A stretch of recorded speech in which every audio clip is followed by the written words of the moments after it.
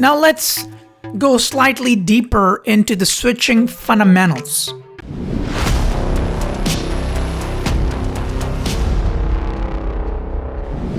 So what is switching?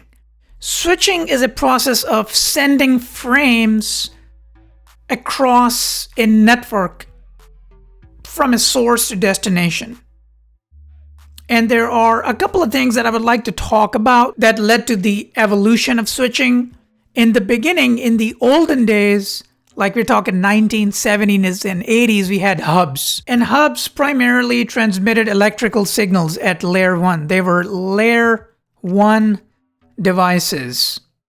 They were called multi-port repeater because you literally had a single wire that would connect all the ports. So for example, here you're seeing all the ports up front.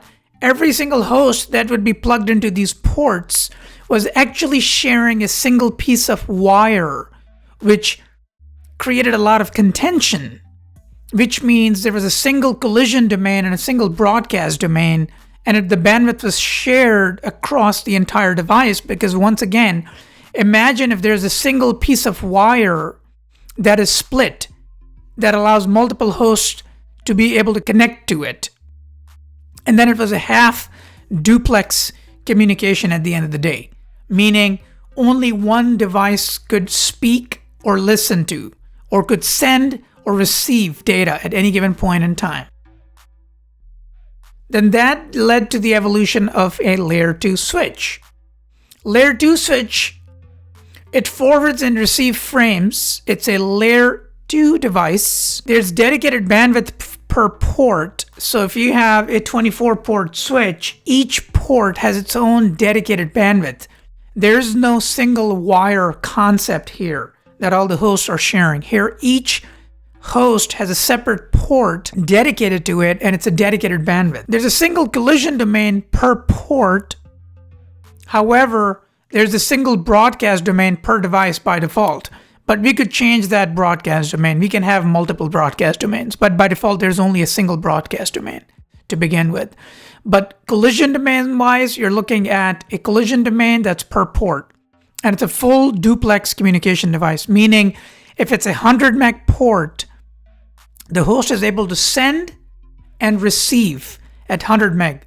So it's able to send data at 100 megabits per second, at the same time able to receive data at 100 megabits per second. And that led to the evolution of layer 3 or multi-layer switch. This inherits all the features of layer 2, but it's capable of layer 3. So it's a layer 3 device. It also has layer 4 intelligence, hence the name multi-layer switch. Most of the switches you'll see in networks today have layer 3 capabilities. Now, whether or not the end customer ends up using that switch as a layer 3 device is their choice. But most of the switches that you will see today in the network have layer 3 capabilities. Now, let's talk about a collision domain versus broadcast domain. Once again, looking at these hub devices, hub was a layer 1 device. As I said earlier, you can think as if all the ports that were available, they were all part of a single wire. And then every time multiple hosts started talking to each other, the frames would collide and be corrupted, and then the frames would have to be resent or retransmitted again. Whereas with the switch, you got a different situation going on. Each host is physically plugged into a switch with a dedicated port. And each port has its own unique collision domain. However, at the end of the day, we could have all these devices part of a single broadcast domain. Once again, that's a default behavior. We could create multiple broadcast domains on a switch. Hope you enjoyed today's video. If you did, give me a thumbs up, hit subscribe, and I'll see you in the next video.